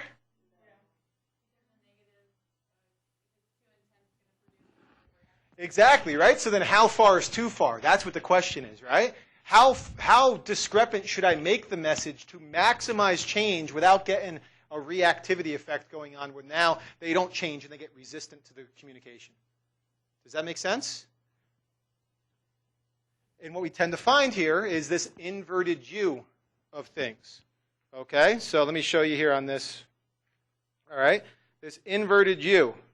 This will be the amount of discrepancy on the bottom. This will be the amount of attitude change. Does that make sense? Okay. So this is change. That's what delta means, or it looks like a Hershey kiss. Okay. All right. And this is how different it is over here. And what you tend to find is this inverted U of change. Okay. Such that as the discrepancy increases, we tend to see an increase in attitude change. Right? But we get to a point of where that discrepancy gets to be so much that people are less likely to change. Does that make sense? It gets to be too far off from how they truly feel. And it makes them less likely to change.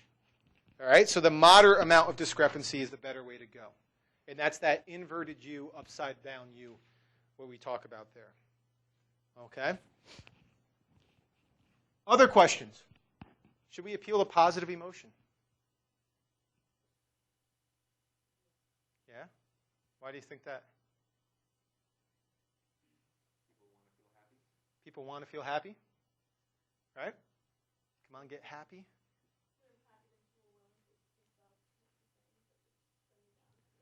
Okay, so you think if people are happy, they're going to be more willing to think about the message?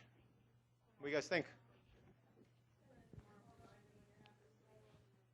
You're more open-minded when you're happy? Okay, so you might be more willing to think about the message. Well, what we know, not surprising, given look at all the commercials for the Super Bowl, people are what we call soft touches when they're in a good mood. They're more easily manipulated when they're in a good mood. Right? That's why all the Super Bowl commercials, or a lot of them, put people in good moods. Right? Or they attempted to use humor or something to put them in a good mood. But what's interesting, though, is it's not just because we are in a good mood, but actually being in a good mood increases the likelihood that we're going to use the peripheral route. When we're in a good mood, it doesn't make us more likely to think critically about the message. It makes us less likely to think critically about the message. That's why the Super Bowl commercials used attractiveness and humor. Right?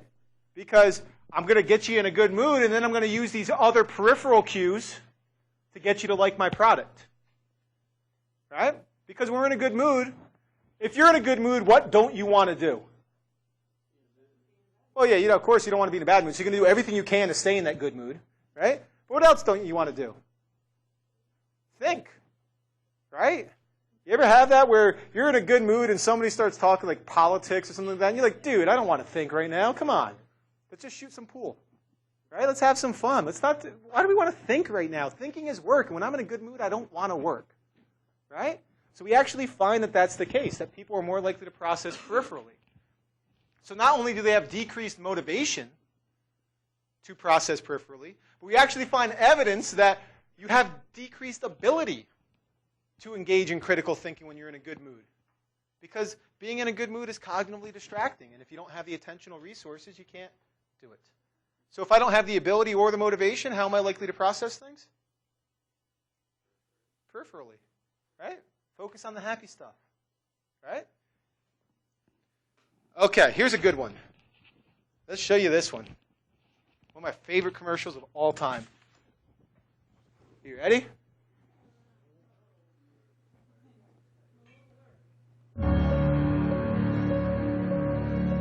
Smoking causes oral cancer. If it didn't, I wouldn't be needing chemotherapy. If looking at oral cancer on your cigarette pack makes you uncomfortable, look at another part of the pack. Quitting is hard. Not quitting is harder.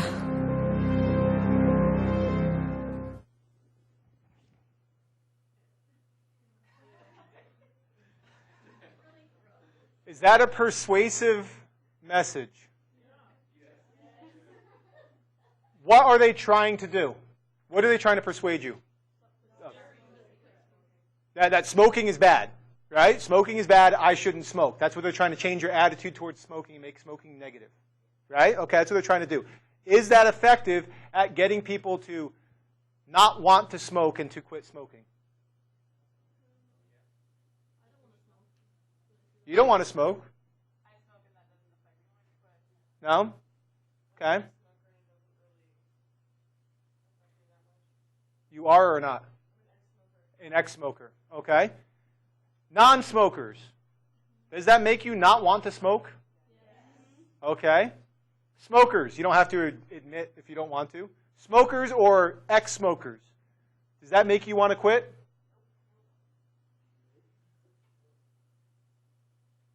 So there's a few smokers in the room, but the small sample size that we have say, that does nothing for me to make me want to quit. But the non-smokers, the majority of you that, well, at least that said something, I heard a lot of yeses. Hell no, I ain't going to smoke now. I don't want to smoke right now. That's interesting. Let's look at that. What do we call this type of message? A scare tactic, a fear appeal, right? And a scare tactic or a fear appeal says what? That we try to persuade people through what? Through fear of consequences, right? Okay, that's what a fear appeal is. What's the threat here? You're going to get oral cancer if you smoke, right? That's the threat. That's the fear appeal that's going on at this point in time. The question is, are they effective? Are these fear appeals effective? I want to move through this a little bit quickly, too, because I have some really cool things that I want to show you here in a little bit. Okay? All right? So this topic here is, should the message use fear appeals or scare tactics? And what we're going to find is, again, it depends. For non-smokers, was that an effective message? Okay. But for smokers, was that an effective message? No, it doesn't appear to be. So there must be something about it depends in relation to the audience. Does that make sense? Right? So it's not just the message itself, it's how the message relates to the audience at hand. Right? So, first thing we want to focus on is how strong is the argument. Right? Well, no, not that argument, but say fear appeals, they can be weak or they can be strong or moderate as well, right? We already said that messages should be moderate in strength. But what about fear tactics? Should they also be moderate? Or should they be more severe? They should be more extreme? What do you think? Yeah? What we tend to find here, okay, is that you need to make the consequences severe. So you don't just want to be moderate, you want to be more severe, but you don't want to exaggerate the consequences. Does that make sense? So you want to get people scared, but you don't want to make it unreasonable expectation or an unreasonable likelihood. Does that make sense? So you wouldn't want to necessarily use a message for quitting smoking of, Okay, here's an example that's really bad, okay? It shows a picture, the commercial is like two kids in high school and somebody's saying, here, take a smoke, take a smoke, take a smoke. And the guy's like, I've never done it before. And then he goes and he takes it and he takes a puff and his head blows up. Is that exaggerated? Okay, that's a scare tactic, right? Because it's suggesting smoke cigarettes, you die. So it's a scare tactic, but it's overly exaggerated, right? Okay, it's too far to the extreme. All right? You also need to make the audience perceive that the problem is relevant to them. So you want it to be severe, but not too severe. You want it to be relevant to the audience. And the other key thing is the message needs to contain reassuring advice. What do I mean by that? What's reassuring advice? Telling you that here is a way in which you can avoid this outcome. Does that make sense? All right? You need to provide a specific, obtainable, and effective way to avoid the outcome. And this is why we see that fear appeal is more effective at persuading non-smokers than smokers. Because what's the specific, obtainable, and effective remedy for smokers or for non-smokers to avoid that outcome of mouth cancer? Don't start smoking. So it's pretty obvious what you have to do to avoid it, right? I have to just not smoke. I have to continue doing what I'm doing, right? So it's going to be an effective way at persuading me. But what about smokers? Did that message contain any specific, obtainable, or effective remedies? It gave a phone number, right? But it didn't say this is what you can do to prevent this from happening. Or here, this is an effective way to help you quit smoking. Do this approach, right? So it wasn't effective for smokers because it can scare the audience and say, okay, that could happen to me. But it doesn't provide this reassuring remedy, right? This, how can I avoid it? It says here, call this number, but that's not necessarily reassuring. Does that make sense? Right? So that's why it worked for some and not others. Let's take a look at some other examples. I'm going to show you a few ads. I want you to figure out which ones are the most effective. These are old school ones from like the 80s when I was a kid. Okay? You guys remember this one? This is your brain. This is drugs. This is your brain on drugs. Okay? That's one. Here's another one. If what happened on your inside happened on your outside, would you still smoke? So that's a person with their face covered with tar and everything like that, like what happens to your lungs when you smoke. Okay? Here's the last one. 5 million Americans have hepatitis, do you? And I'm going to blow this up so you can read what's in that box. Okay?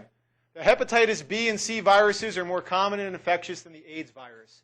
Yellowing of the skin or eyes can signal hepatitis B and C, although most people have no recognizable signs or symptoms. Untreated, hepatitis can lead to scarring of the liver or even liver cancer. You are at risk for hepatitis if you've been exposed to infected blood or body fluids through tattooing, body piercing, or sharing razors or toothbrushes. Unprotected sex with many partners or experimentation with illicit intravenous drugs also puts you at risk. Your doctor can do specific tests to diagnose hepatitis B and C. Get tested. In many cases, hepatitis can be treated. So that's what this says in there. So look at these three side by side. Which of these would you say is the most effective? Which is the least effective? You think hepatitis is most effective? You think brain on drugs is least effective? Effective? Yeah? Why is this one not effective? Okay. Let's look back at what makes a fear appeal effective. Okay? We said there was 3 things that a fear appeal had to have to be effective. Right? What was the first thing it had to have? Severe consequences, but not exaggerated. What was the second thing it had to have? Well, that's the third thing. What's the second thing it had to have? It had to be relevant to the audience, remember? Right? And the third thing is it had to offer a way to avoid it, a specific obtainable remedy. Is this a severe consequence? Or are these consequences severe? Or are they too exaggerated? Or no, it's not really a strong You don't even really know what the hell. Okay, so you're saying that, okay, that's my brain. Yeah, I like eggs. That's drugs. But your brain on drugs. Ooh, I get the munchies. Right? Okay. You guys know this was like during the 80s, like the biggest campaign for drug resistance, and it failed miserably. The government spent billions of dollars on this campaign, and it was absolutely horrible. Precisely because you don't really know what the hell it's saying. Right? So this isn't an effective message. Oh, well, I guess I had it up here, but there's no explicit threat. And if there was an explicit threat, there's no way to say how to avoid it. It's just telling you something. Hey, here's your brain on drugs. That's it. This one is effective for non-smokers but not smokers because there's a threat. Wow, my inside looks like that? That's disgusting. Right? But for smokers, there's no easy way to avoid the consequences. It just threatens the smoker.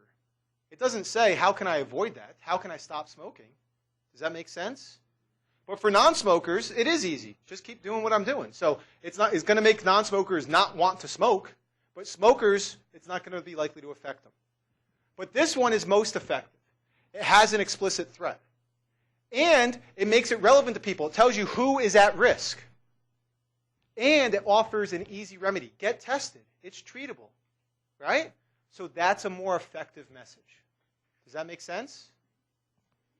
All right, we got 10 minutes left. I want to show you some cool things here on this. So we're going to move out to other message characteristics. True or false? We're easily persuaded by commercial messages that are presented without our awareness.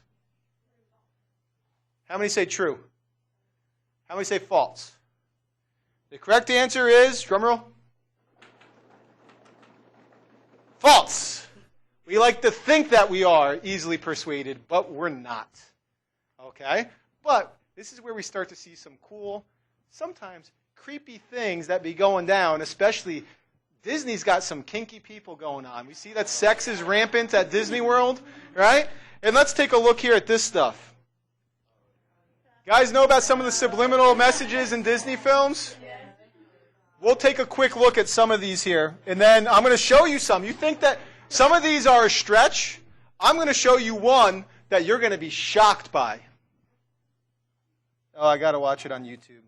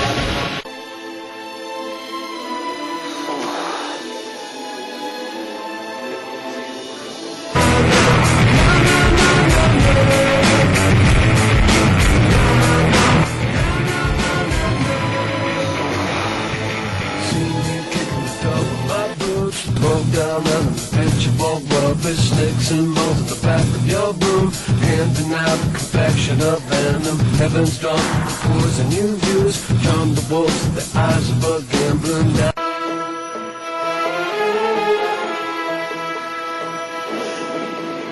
Like, let's get it. Come on, good ears. Take off. Come on, good ears. Take off.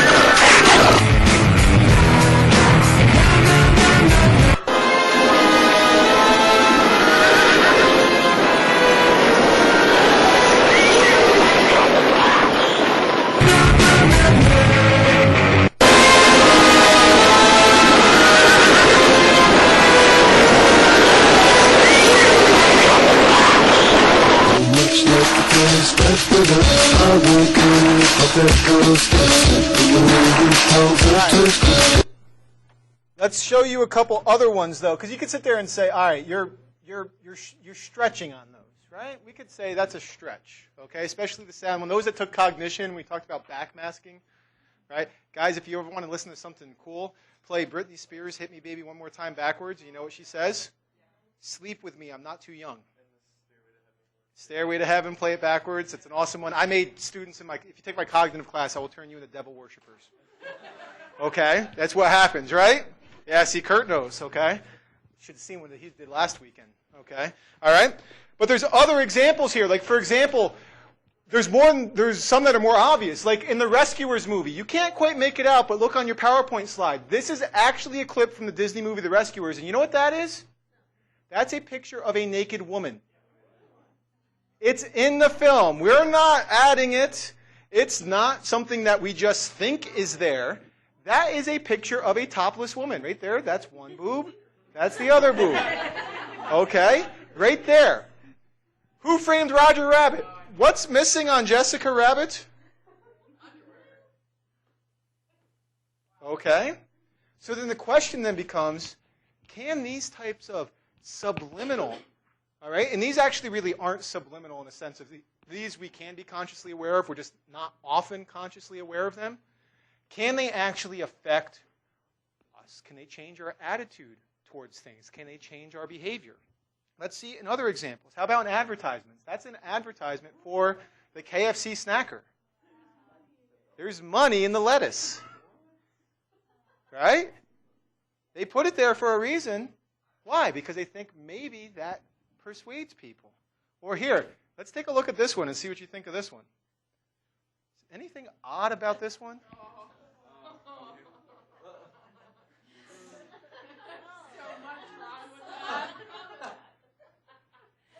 Right? These are actual advertisements. These aren't things that are just made up for this. These are actual advertisements. But wait, there's more. Okay? Here's another one. This one is a little bit difficult to make out, but this is a thing for gin. Let me point out to you what it is.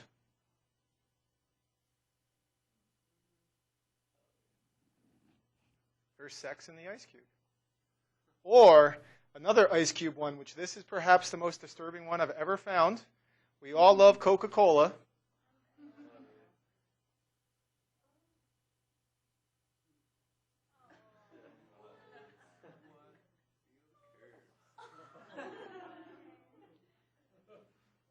I didn't make it up. Do you see it? It's actually in there. It's right here. It's that ice cube. Okay? So these, I mean, are they coincidence? Maybe to a certain extent. I know the gin one isn't coincidence. That was intentional. That was done by the marketers. This one, I don't know about. This could be coincidence, but it's one hell of a coincidence, okay? The other one with the Club Med Vacation one, that wasn't coincidence. That was intentional, right? So then the question then is, can these messages actually influence our attitudes and ultimately our behavior? What do you guys think? We still got 4 minutes, so we're going to finish this discussion, okay? You guys, we talked about Fight Club before, right? Can Tyler Durden put in snippets of porno in the movies as he's being the projectionist? Can that actually affect the people in the audience?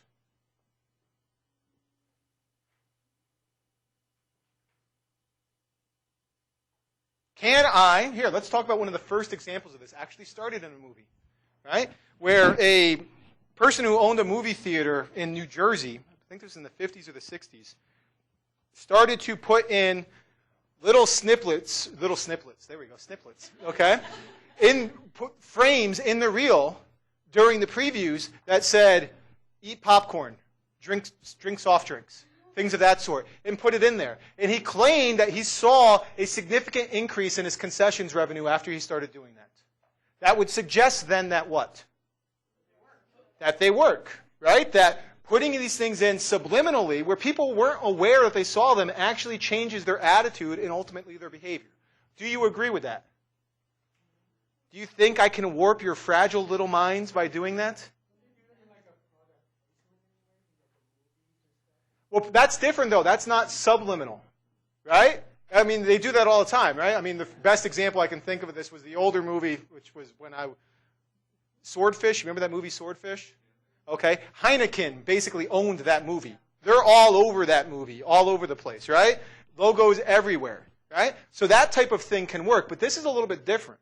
This is not product placement. It's not like it's a Coke sitting there. It's that subliminal in an ice cube, right? That it says sex, right? Can that affect people?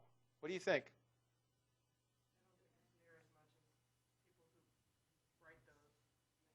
It depends. God, I hate the it depends. Stop that.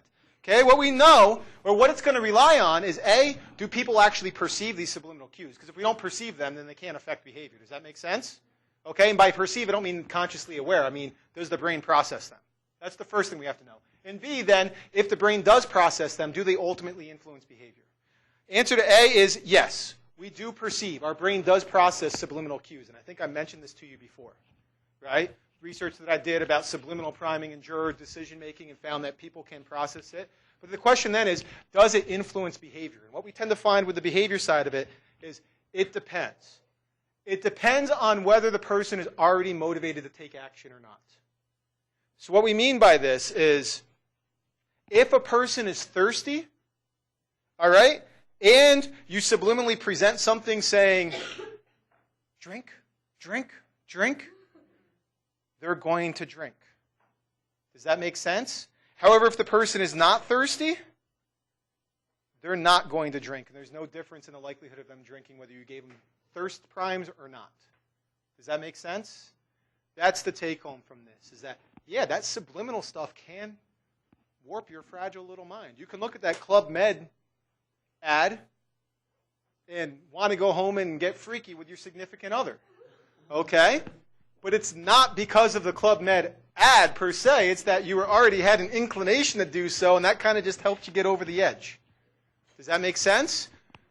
I could present to you drink Pepsi a lot, and it doesn't necessarily mean that you're going to go like a zombie, drink Pepsi, okay? But if you're really thirsty, you may say, you know what, I want to drink. Does that make sense? Those primes actually can have an effect. All right, 3:35 exactly on the dot. I'm getting better. All right. Next class, we're going to finish up talking about audience characteristics and get into cognitive dissonance, and then start chapter 7.